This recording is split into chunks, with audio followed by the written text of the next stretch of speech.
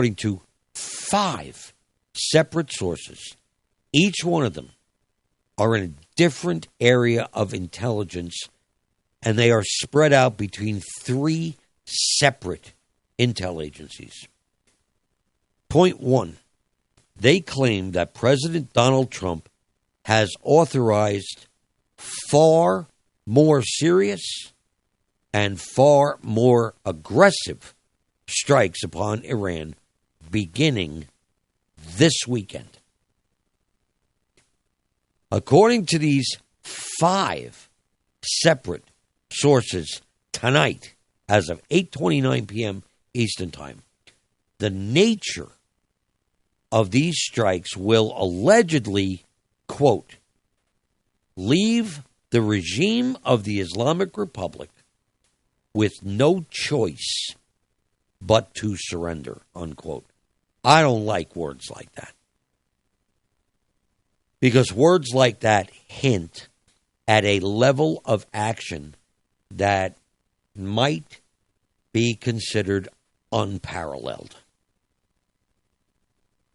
Now, these 5 separate sources of intel, each of them in a different area of intelligence, and they're spread between 3 separate agencies, tell me that President Trump made this decision based on nearly unanimous intelligence conclusions. The intelligence conclusions say that the IRGC, the Islamic Revolutionary Guard Corps, is the entity that holds complete control over decision-making inside Iran. The parliament, the prime minister, they're all figureheads. The intelligence community says it's the IRGC that has complete control over the decision-making, and U.S. intelligence concludes that it is in the IRGC's interest that the conflict with the United States drag on. The reason the intelligence agencies conclude this is because the IRGC knows from reporting in outlets like the New York Times that the United States is presently low on precision strike weapons. The IRGC knows that the American people are overwhelmingly angry at this war, and that anger will harm Trump in the midterm elections. The IRGC knows that the fuel supplies in the United States and the rest of the world are dwindling to dangerously low levels, and therefore dragging on the conflict will result in severe economic destruction globally. The intelligence agencies conclude that the IRGC has decided whatever the Americans and possibly the Israelis do to Iran is nothing compared to what economic devastation will unavoidably occur if the conflict drags on. Now, as of this afternoon, about 2 o'clock this afternoon, waves of U.S. air refueling tankers have been taking off from Middle East locations since about 2 o'clock this afternoon, Eastern U.S. time. They've been taking off in waves of 4 tankers every 10 minutes. Do the math. It's over 100 tankers up right now. As of 6:30 p.m. this evening, tonight, Friday, July 31st, 2026, Iran, which is seeing the massive refueling capacity already in the air with more coming, Iran apparently realizes that the United States and Israel are planning what would be one of the harshest bombing campaigns to date. And Iran believes that Iranian energy infrastructure is what's going to get hit. So as of 6:30 p.m. tonight, that's Eastern U.S. time, Iran issued a statement saying that Iran will strike Israel's critical infrastructure and U.S. ally energy facilities across the entire Middle East if it is attacked. As part of that announcement, Iran pointed out that it has already wiped out half of Kuwait's desalination plants. They wiped out 4 of them. Kuwait only has 8. So there are only 4 remaining water desalination plants in Kuwait. The destruction of the remaining 4 plants would make Kuwait, the entire country, uninhabitable. So things are really, really, really getting dicey with the Iran situation. And it is entirely possible that we could see heavy military action against Iran tonight, and it is highly likely we will see it over the weekend, this weekend. So there's that. Oh, gosh. Now, there is news out of Russia regarding the Russia-Ukraine conflict. And Dmitry Kuzyakin,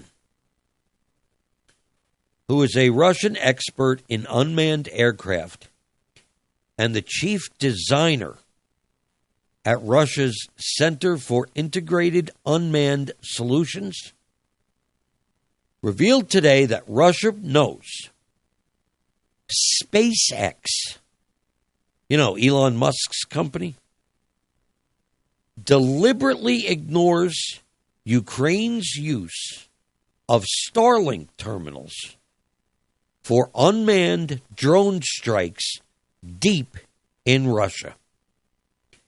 And Dmitry Kuzyakin from the Russian Center for Integrated Unmanned Solutions says this, quote, makes Elon Musk's satellites legitimate military targets, unquote. He went on to say that, quote, in some countries, the Starlink network is blocked altogether, as in China and Russia. However, Starlink's prohibitions are easily circumvented. Dmitry Kuzyakin says that, quote, if the user terminal informs the system that it is located, for example, in Germany, but actually operates in Russia, the Starlink network can continue servicing that terminal. And Dmitry Kuzyakin of Russia says, quote, this technical nuance is used by the armed forces of Ukraine when they install dishes on drones for deep strikes into the territory of Russia. He explained that to do this, they embed a digital shunt into a Starlink dish, which physically replaces the real coordinates of the Starlink dish with deliberately false ones. Dmitry Kuzyakin finally says, quote, it's not difficult to uncover the substitution, and the SpaceX administration has deliberately ignored such information, unquote.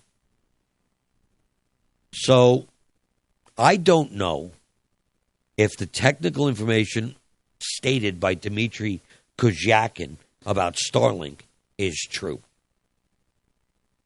I don't know if SpaceX is deliberately turning a blind eye to Starlink dishes that have been electronically shunted to report phony locations. I don't know. But I do know that when a guy like Dmitry Kozyakin says it makes Elon Musk's satellites legitimate military targets, that makes me stand up and take notice. I know that Starlink satellites are in low Earth orbit. Think about 100 miles up, maybe 95 miles up. I don't know for sure. But they're not the only satellites in low Earth orbit. And if the Russians were to start doing things that blow those Starlink satellites up, the debris from those satellites could mess up other satellites.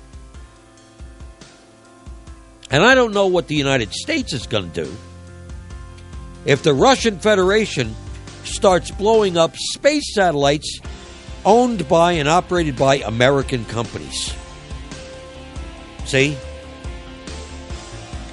But the Russians have a point. The Ukrainians are using Starlink terminals to guide drones for deep strikes into Russia.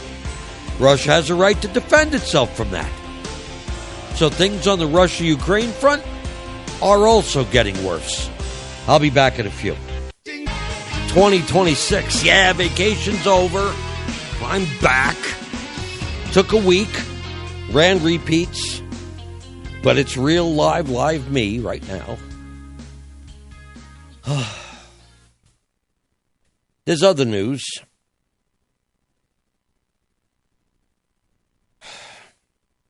Russia is allegedly providing Iran with satellite reconnaissance and intelligence gathering technologies to help Tehran locate U.S. forces, improve its air defenses, and disrupt American-made weapons. Now, another intel source got word to me prior to the commercial break, the public service break, the song you just heard, saying they now have proof that Iran has prepared a comprehensive plan to respond to any what they call reckless action by the United States. And their plan includes targeting the vital infrastructure of Israel and what they're saying is American energy infrastructure in the region. Now, I don't know what American energy infrastructure might be in the region. But then the second part of this flash traffic that came through just before we went to that song says that Israel, according to the Iranian intelligence, Israel has enough munitions and fuel for only one final concerted military push. And this flash traffic reiterates that Iran believes the Pentagon's stockpiles are depleted. It cites that New York Times story confirming Trump is seeking de-escalation because of low precision strike weapons. But this one adds additional information out of Iran's intelligence. The U.S. Strategic Petroleum Reserve's sour crude oil reserves are now only weeks from their operational floor. They're worth 311 million barrels of oil left in the Strategic Petroleum Reserve. Last Thursday, which was the last live show that I did, they have since drawn down 11.5 million additional barrels out of the Strategic Petroleum Reserve. The U.S. Energy Information Agency EIA publicly stated for the first time today that the tank bottom for the Strategic Petroleum Reserve is 70 million barrels. Now, I know from my own personal research that is false. The Strategic Petroleum Reserve can hold around a little over 700 million barrels of oil. Biden and company drained it before the last election so that they could artificially suppress the price of gasoline, hoping to win votes to win the election. They withdrew so much oil so fast from the Strategic Petroleum Reserve, which is, by the way, in salt caverns underground. They're not in tanks. It's stored in salt caverns underground. They withdrew so much oil so fast that several of those caverns collapsed.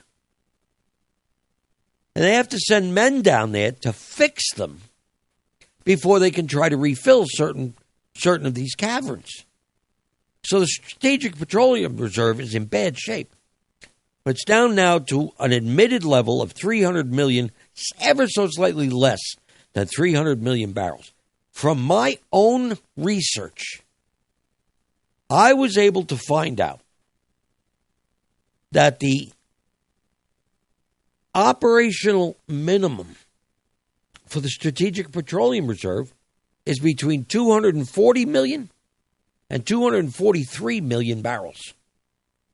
It was explained to me that the oil below 243 million barrels, 240 million barrels, is so full of rocks and dirt and sand and paraffin wax, which is a component of crude oil, and brine solution, salt water, that they deliberately inject into the Strategic Petroleum Reserve to try to get the oil to float on top of the brine, that if we get down to between 240 and 243 million barrels remaining in the Strategic Petroleum Reserve, it's over for us.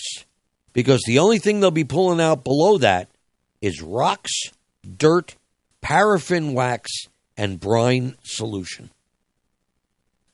So the Energy Information Agency said this week, no, we can get as low as 70 million barrels.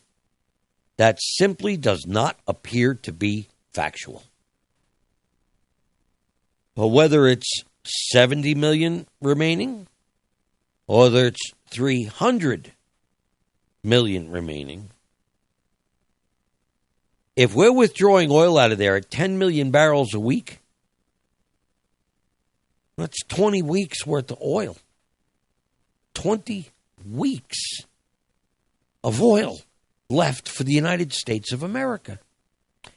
And this, now I'll get back to the flash traffic that I got during the song at the bottom of the hour. The Strategic Petroleum Reserves is weeks from the operational floor, and Iran believes once that reserve is gone, the diesel-driven backbone of the global economy, meaning the United States, stops. This is flash traffic that came in from the intelligence community at about 9:25 p.m. while I'm on the air tonight. And I got this at the bottom of the hour break at 9:30. So, Strategic Petroleum Reserve is weeks from its operational floor, and once that's gone, Iranian intelligence has reported to their government that, quote, the diesel-driven backbone of the global economy, meaning the United States, stops. And get this. The Iran intelligence that has been presented to the Iranian government quotes Goldman Sachs verifying this. Goldman Sachs went so far as to say in a private paper to their rich muckety-muck clients, Goldman Sachs allegedly went on to say, because I haven't seen it with my own eyes, so it's only an allegation until I can prove it, when the economic depression hits, the stock market relief rally will evaporate. When the economic depression hits, the banking system, which they say is already wounded from the Kospi collapse, which is the Korean stock market, and already wounded from the Bank of Japan's impossible position trying to prop up the Japanese yen against the U.S. dollar, the Iran intelligence told the Iranian government that the U.S. banking system, quote, will go into cardiac arrest.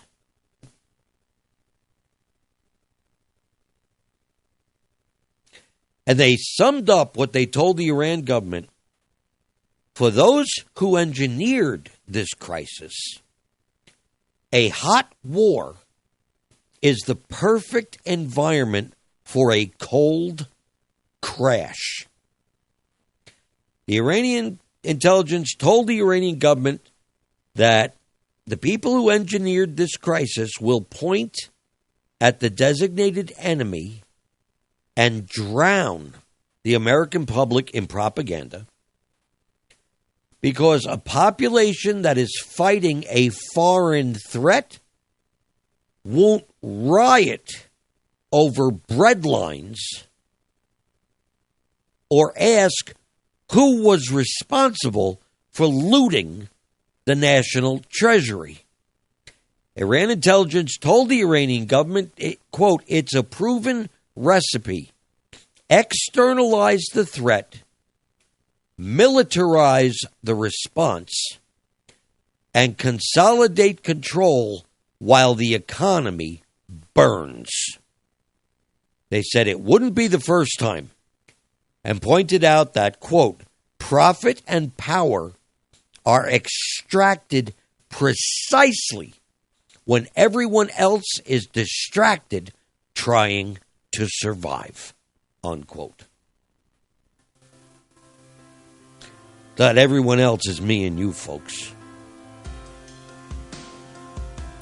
So the Iranian intelligence told the Iranian government, the longer they keep this going, the weaker the United States gets,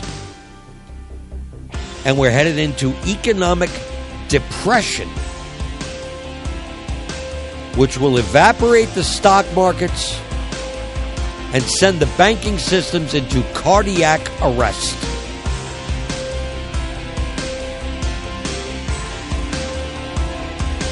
It's a hell of a thing to hear from deep inside a sovereign government. I'll be back. This 31st day of July, 2026. Hal Turner back with you live. Yeah, my vacation's over and I'm back. I want to wrap up my show tonight with a story that's pretty wild, but pretty much nobody is talking about. And this deals primarily with the ongoing situation here in the United States with respect to the sudden surprise election victories of people who are advertising themselves as being